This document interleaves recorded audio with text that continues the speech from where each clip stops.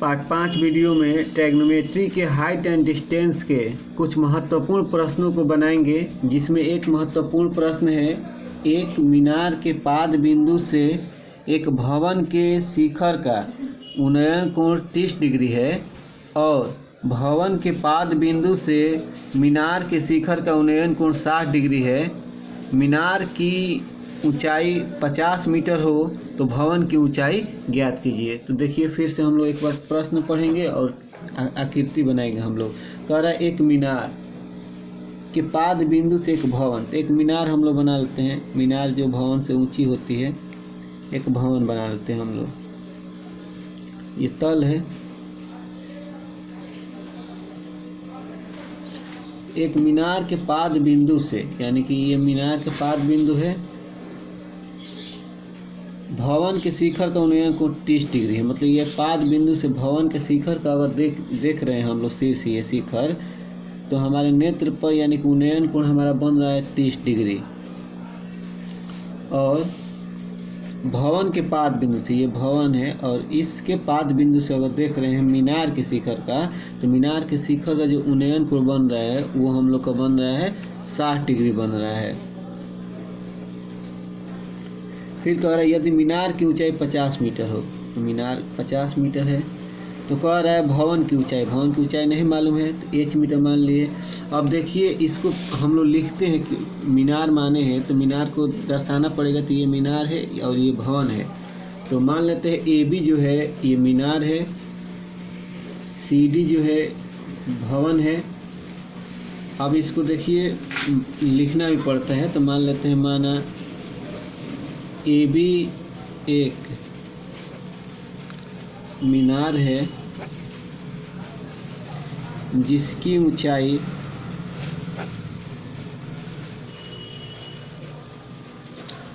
50 metre है तथा CD एक भवन है जिसकी ऊंचाई h मीटर है। अब देखिए, इसको मान लेते हैं, मीनार और भवन के बीच की दूरी को x मान लेते हैं। माना BD equal to x metre. अब देखिए, दो कोण का निर्माण हुआ है, उन्नयन कोण 2 बन रहा है, एक 30 डिग्री बन रहा है और एक 60 डिग्री बन रहा है। तो दो समकोण त्रिभुज का भी रचना होगा। तो देखिए, 30 डिग्री जिस त्रिभुज में बन रहा है वो समकोण त्रिभुज का नाम है BCD या CDB। BCD ये बना है, एक ये त्रिभुज भी बनाएंगे।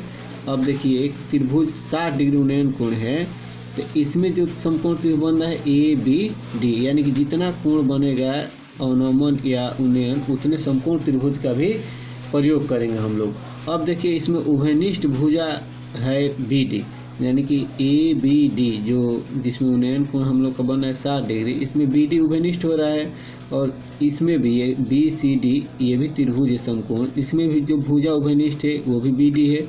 उभयनिष्ठ भुजा का प्रयोग किया जाता है। उभयनिष्ठ भुजा का प्रयोग करने से जो हम लोग का अज्ञात पद है वो आसानी से निकल जाता है।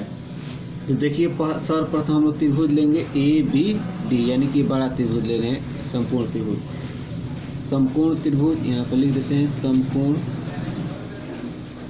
त्रिभुज ABD में, ABD में ADB हमारा न्यून कोण बन रहा है कितना, 60 डिग्री बन रहा है।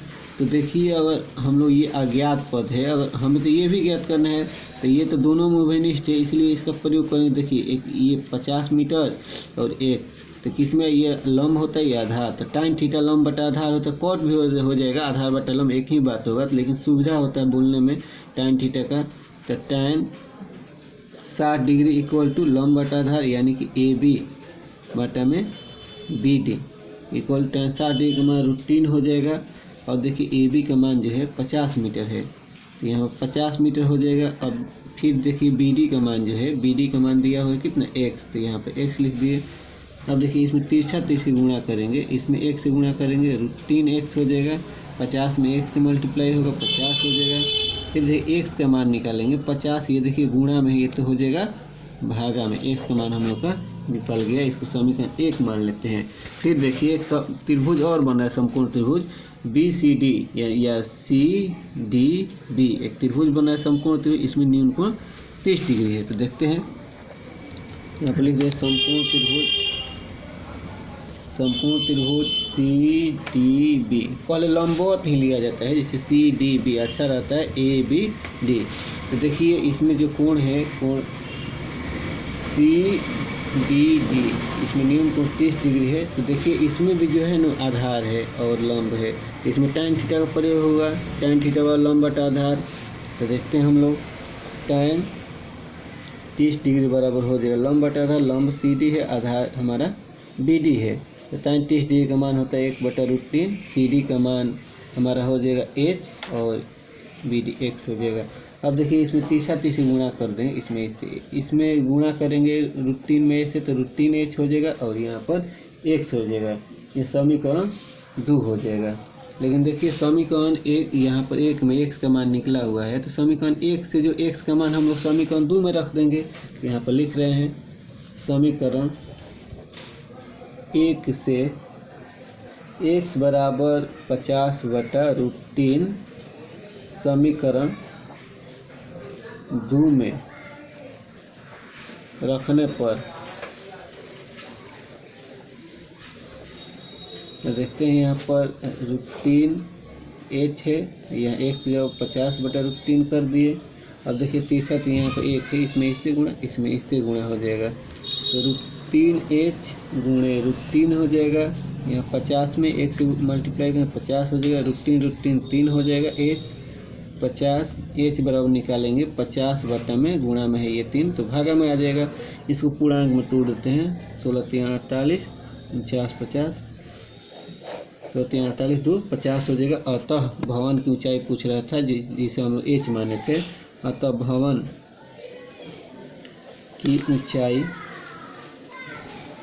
यानी कि H बराबर आ गया 16.2/3 मीटर, हमारा आंसर है। फिर से एक बार देखते हैं, देखिए कह रहा है एक भवन के पाद बिंदु से, तो मान लिया भवन हमारा CD है, एक मीनार के पास, एक मीनार के पाद बिंदु से, तो मीनार है, मीनार के ये पाद बिंदु है। एक भवन के शिखर, तो भवन हम लोग मान लिया क्या CD, तो कह रहा है एक मीनार के पाद बिंदु से भवन के शिखर को हम देख रहे हैं, तो हमारे नेत्र पर जो उन्नयन कोण 30 डिग्री बन रहा है। फिर कह रहा है भवन के पाद बिंदु से मीनार का अगर शिखर देख रहे हैं, तो हमारे नेत्र पर उन्नयन कोण 60 डिग्री बनता है। उन्नयन कोण हमेशा नीचे बनता है, अवनमन कोण ऊपर रहकर देखेंगे तो अवनमन बनेगा, और नीचे से देखेंगे तो उन्नयन बनेगा।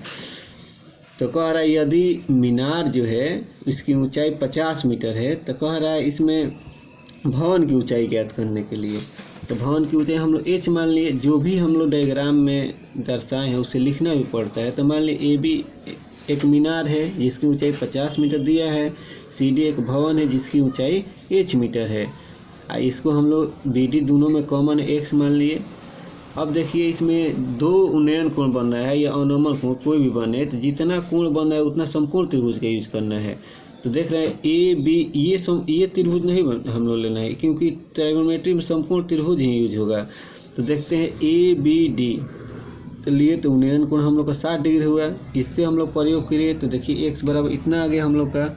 अब देखिए यहाँ पर एक समकोण त्रिभुज 30 डिग्री उन्नयन कोण बन रहा है, तो इसमें CDB है, तो उन्नयन कोण 30 डिग्री, तो tan थीटा का प्रयोग करेंगे, tan थीटा बराबर tan 30 डिग्री पर प्रयोग करेंगे, तो लंब बटा आधार H बटा x, इसका प्रयोग किए तो हम लोग को देखिए इतना आ गया। अब यहाँ से देखिए समीकरण 1 से x का मान जो है, x का मान हम लोग समीकरण 2 में रख दिए। यहाँ पर x का मान हल किए तो देखिए आराम से आ गया h का मान।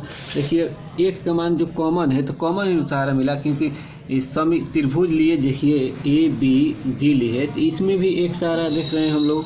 अब त्रिभुज देखिए CDB लिए, तो कॉमन ये है BD यानी कि x मान है, तो इसमें भी आया, तो कॉमन लेने से क्या फ़ायदा, यहाँ पर H भी x भी, तो एक साथ दोनों का मान कैसे निकल पाएगा, जब एक का मान रखेंगे तभी निकलेगा। तो देखिए यहाँ पर कॉमन था दोनों में, तो यहाँ पर x यहाँ पर भी मिला और यहाँ पर भी मिला। फिर क्या किए, यहाँ से x का मान हम लोग उठाकर समीकरण 2 में रख दिए, यहाँ पर x का मान रख देंगे, तब केवल h बच जाएगा। अब इसे हम लोग आसानी से निकाल सकते हैं h का मान।